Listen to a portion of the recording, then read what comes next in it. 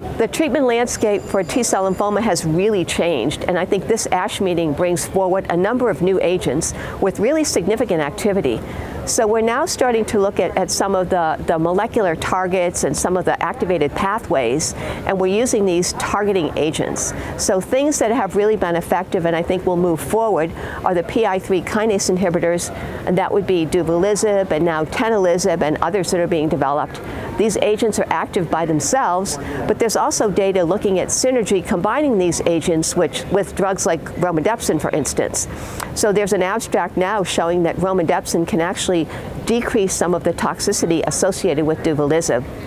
In addition, we have the JAK inhibitors, and we have Seralutinib, which is a Syk JAK inhibitor, demonstrating a 50% response rate in T-cell lymphoma.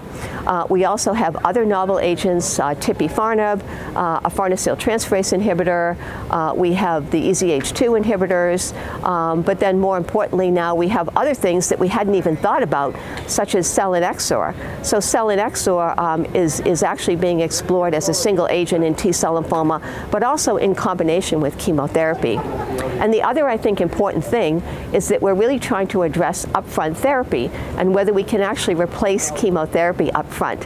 So there are studies looking at combinations like Azacitidine and Romidepsin, for instance. And there's also a cooperative group study looking at Aza-Romi, Aza plus CHOP, Duvelisib plus upfront chemotherapy to really try to figure out how these new agents can fit in with our chemotherapy-based upfront approach.